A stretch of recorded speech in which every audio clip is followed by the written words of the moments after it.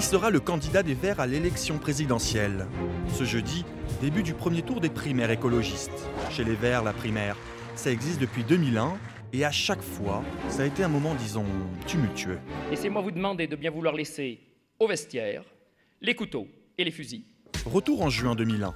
À l'époque, Alain Lipietz gagne la primaire face à Noël Mamère. Mais quelques semaines plus tard, l'écologiste tient ses propos très controversés sur l'amnistie des nationalistes corses. Évidemment, il y aura amnistie à un moment donné. C'est comme ça dans toutes les guerres civiles, dans tous les processus de violence. Une fois qu'on a réglé les problèmes, on passe l'éponge. Chez les Verts, ces propos ne passent pas. Après un référendum interne, Lipietz est évincé. C'est Noël Mamère qui le remplace. En effet, le député maire de Bègle a finalement été convaincu par ses proches et Dominique Voynet. Il portera bien les couleurs vertes pour l'élection présidentielle. 5 ans plus tard, en 2006, nouvelle primaire chez les Verts. Au second tour, Dominique Voynet face à Yves Cochet. Vous n'arriverez pas à me faire dire des choses agréables sur Yves Cochet. Il a plein de défauts, mais je les garde pour moi. Jusqu'ici, tout va bien. Mais au second tour, les deux candidats se retrouvent quasiment à égalité. Résultat, on prend les mêmes et on recommence. Un second tour est à nouveau organisé. Voynet en sort vainqueur, mais non sans mal.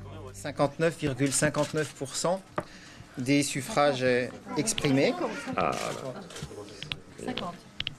Quoi 50 50,59. C'est ce que j'ai dit. 2011, la primaire vire au règlement de compte. La scène se passe à Paris lors d'un débat public entre les 4 candidats.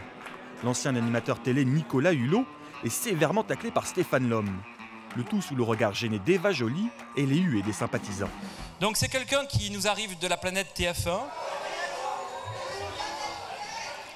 et dont l'image est indissociable de celle des multinationales qui ont été ses mécènes pendant des années. Aucun des deux candidats ne sera élu. C'est Eva Joly qui remporte la primaire. En 2016, Yannick Jadot sort vainqueur de la primaire écologiste. Chez les Verts, la question d'une alliance avec le PS se pose, mais pour Jadot, il en est hors de question. le règlement de compte du hollandisme à gauche, c'est pas aujourd'hui notre combat. 3 mois plus tard, Yannick Jadot se ravise aux 20 h de France 2. Alors oui, ce soir, je retire ma candidature. C'est ce sur quoi voteront tous ceux qui ont participé à la primaire écologiste. En 2021, ils sont 5 à se présenter à la primaire écologiste. Pour voter, 2 conditions, être âgé d'au moins 16 ans et débourser 2 €.